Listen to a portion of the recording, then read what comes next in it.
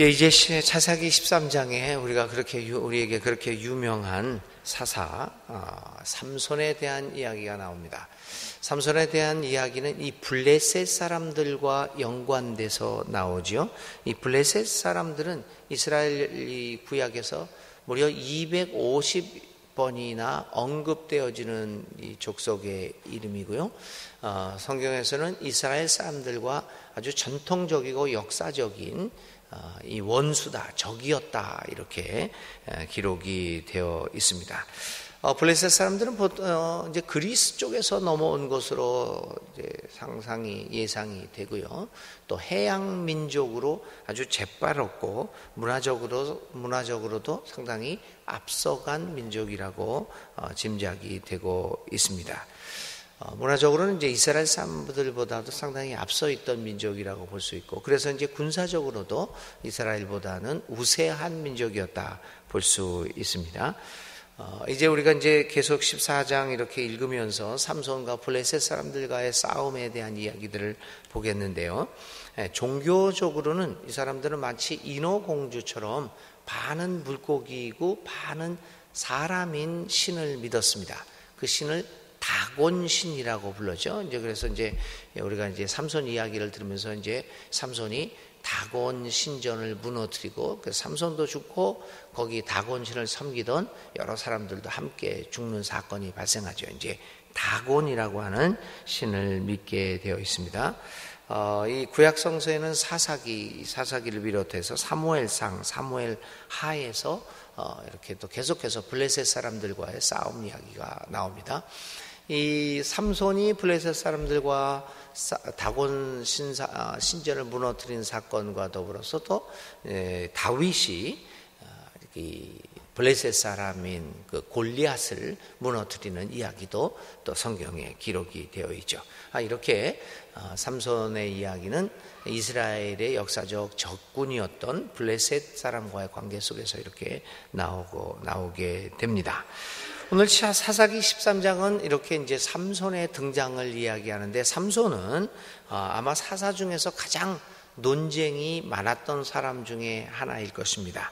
그의 일생은 한편의 드라마 같은 것으로서 많은 사람들의 관심을 집중시키기에 충분한 내용입니다. 이제 사사기 13장은 삼손이 어떻게 출생하게 되었는가를 이제 거기서부터 이야기가 출발되고 있습니다. 삼손의 출생, 단 지파 중에 마노아라고 하는 사람이 있었는데 그는 자식이 없었습니다. 그때 이제 하나님의 천사가 나타나서 그에게 아들을 낳을 것이다 라고 그렇게 예언하게 되는데, 이제 그가 후일 태어날 삼손이지요. 이렇게 이제 성경에는 아기를 가질 수 없는 사람에 대한 이야기가 몇 번씩 나오죠. 여러분들이 한번 이렇게 잠깐 이렇게 우리 기억을 더듬어 보면 구약에서 첫 번째 나오는 이야기가 이제 사라의 이야기죠. 아브라함의 아내 사라도 아이를 가질 수가 없었습니다. 인간적으로는 도저히 아이를 가질 수가 없었는데 하나님의 능력으로 그 아이가 이제 태어났다. 그래서 그 하나님의 영이 임하는 것을 이야기하는 것이 이 아이 낳을 수 없는 여인들이 아이를 낳는 이야기입니다. 그 후에는 또 이제 누구 얘기가 나오냐면은 이삭 이야기가 나옵니다. 리브가죠. 리브가도 생산 능력이 아주 출중한 여인은 아니었습니다. 근데 리브가, 그 다음에 나오는 여인의 이야기가 라헬입니다. 물론 이제 야곱은 라헬과 레아를 통해서 많이 아이들을 낳기는 낳았지만 야곱의 진짜 여인은 라헬이었습니다. 그런데 라헬은 아기를 뭐 이렇게 잘 낳는 여인은 아니었죠. 그래서 라헬의 이야기가 이제 나오고, 이제 오늘 이 마노아에 대한 이야기가 나옵니다. 근데 이 마노아의 부인의 이름은 알려진 바가 없죠. 이 마노아의 부인을 거쳐서 또 사무엘상에 보면 이 사무엘의 엄마 한나에 대한 이야기가 나오죠. 이렇게 해서 여러 여인들의 이야기가 나옵니다. 그리고 신약에 와서는 어떤 이야기가 나오죠? 엘리사벳, 세례 요한의 어머니 엘리사벳도 마찬가지로 하나님의 영이 임해서 아이를 낳죠.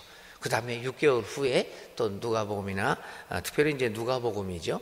누가복음에서는 예수님의 탄생, 마리아로부터 태어난. 그래서 이렇게 사라로부터 비롯해서 여러 가지 여인들의 아이 낳을 수 없는, 그러니까 출산 능력이 그렇게 많지 않은 여인들을 통해서 하나님의 영이 임해서 이제 아이가 태어나는 이야기들이 쭉 있습니다.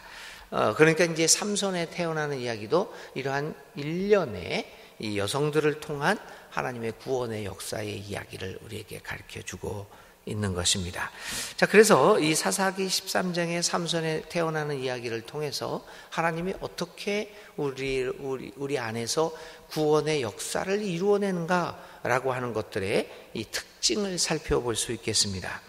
이제 아까도 말씀드린 것처럼 이 만화의 아내뿐만 아니라 지금 제가 말씀드린 여러 여성들을 통하여 나타난 하나님의 구원의 역사죠.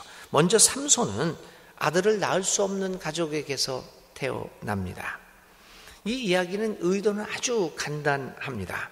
삼손의 출생뿐만 아니라 사라의 출산을 비롯해서 예수님의 그 출생까지요.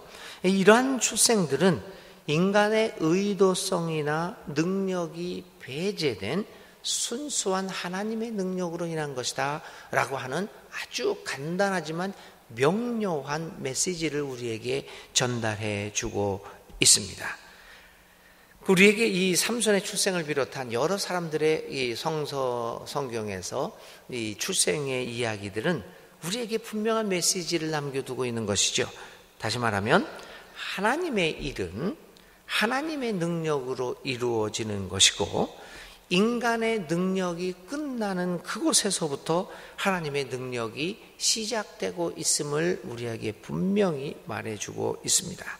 그래서 인간의 의도성은 많은 경우 하나님의 일을 그르친다라고 하는 것들을 가르쳐주죠. 그래서 하나님으로 하여금 자신의 일을 할 수 있도록 우리는 가만히 있어야 한다.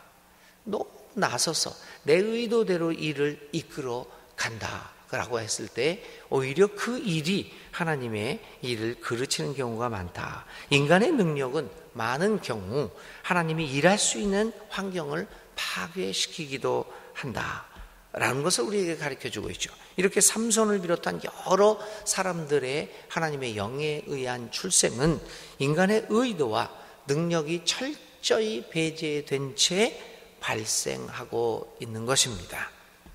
그래서 어떤 때는 차라리 아무것도 안 하고 하나님이 일을 하시게 하는 것이 오히려 나을 때가 많다라고 그럽니다. 그래서 그것을 동양의 고전에 와서는 노자라고 하는 사람은 이렇게 얘기를 했어요. 차라리 무위하지 말아라. 이 도가 흘러가는 대로 자연스럽게 놔둬라. 그러면 증무불치, 다스려지지 않는 것이 없다. 무위로 하면 그냥 억지로 뭘 하려고 그러면 그렇게 하지 않고 물이 흘러가듯이 하나님의 뜻이 흘러가듯이 천천히 그렇게 하나님의 그 진리에 몸을 맡기면 노자는 그걸 도라고 얘기했죠. 그렇게 맡기고 그렇게 되면 오히려 다스려지지 않는 것이 없다. 오늘 우리 교회 일도 그렇고요. 한국교회가 얼마나 무리를 했습니까?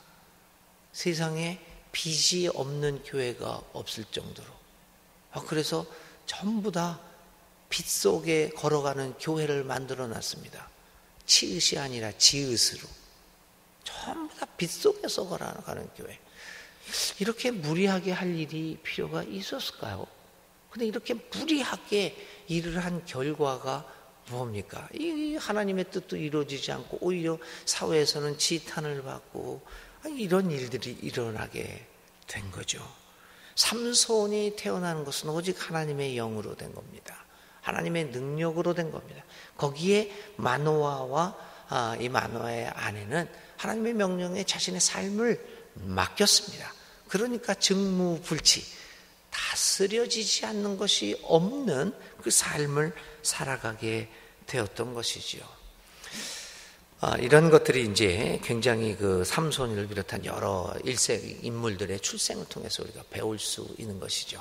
많은 경우 정말 하나님의 일은 물 흘러가듯이 무리함 없이 억지로 하지 말고 주님이 일하실 시간을 그분에게 드리는 것이 오히려 우리들의 믿음 생활의 중요한 원리가 아닌가, 이런 생각을 하게 됩니다. 삼손의 특징들에서 우리가 살펴봅니다. 두 번째 우리가 볼 수 있는 것은 삼손의 특징은 구별된 삶이었습니다. 처음부터 구별된 삶, 나실인으로 삶을 살아가야 했습니다. 나실인으로 살아간다는 것은 그가 어떤 특혜를 가졌다는 이야기가 아닙니다. 우리는 어떤 그 나실인이다 그러면 무슨 특혜를 가지고 뭐 특권을 가지고 특별한 능력을 가진 사람이라고 생각을 하는데 그게 아니었습니다. 그는 특별한 사람이 아니라 일반 사람들과 다른 생활을 해야 하는 다른 사람이었습니다. 그 다름이라고 하는 것은 거룩한 삶과 마찬가지였습니다. 다른 사람과는 다른 삶의 가치관을 가지고 살아야만 했습니다. 하나님의 일을 수행하는 사람들의 특징이 그것입니다. 하나님의 도구로 사용되는 교회의 특징이 그것입니다. 다른 삶의 모습을 가져야 합니다. 이 다른 사람의 삶의 모습을 가진다는 것은 무엇을 얘기할까요? 이 현실 속에서는 그것은 현실을 거슬러 올라가는 모습입니다. 세상에서는 모든 것을 돈의 능력으로 합니다.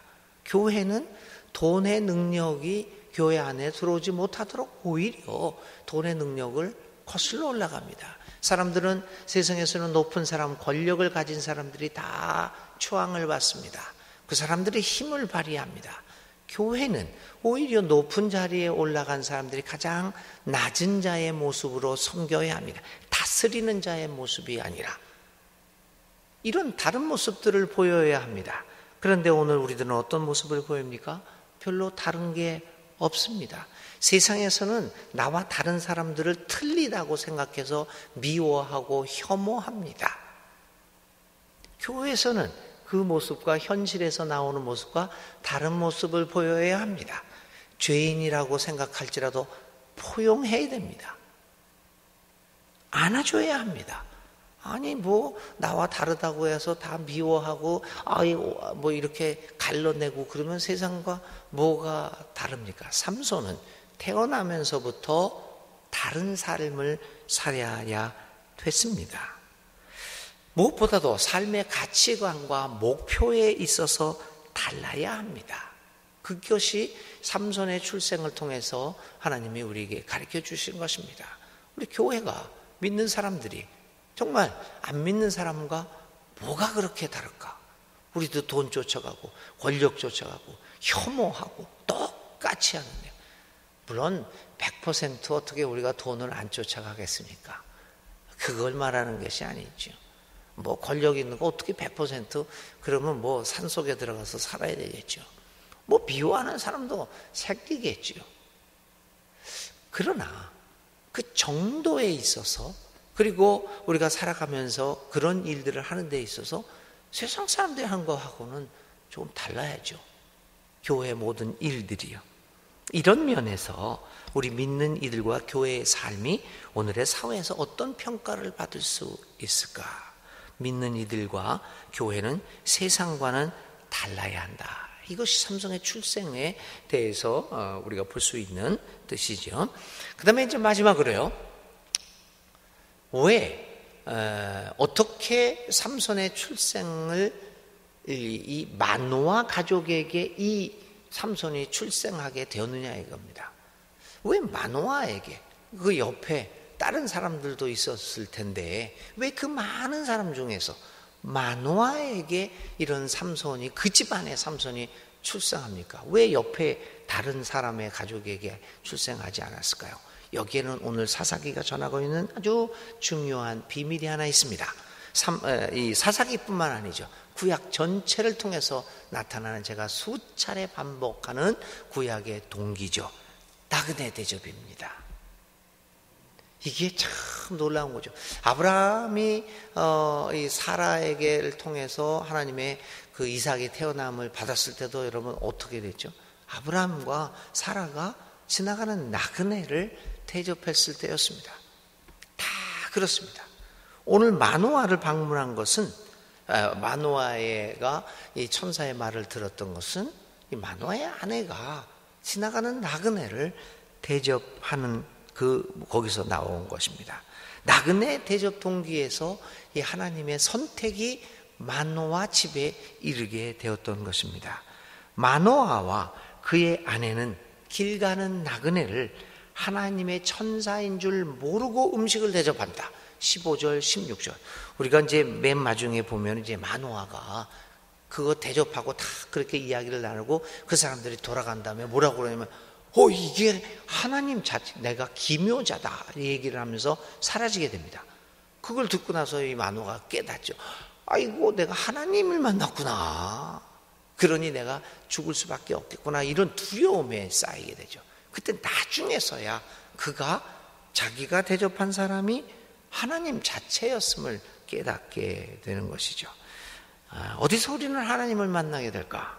우리의 이름 없는 이웃, 보잘것없는 나그네들에게 관심을 갖고 이 사랑을 베푸게 될 때 우리는 모르는 사이에 하나님을 대접하게 되고 그로 인하여 하나님의 선택을 받게 되는 것입니다.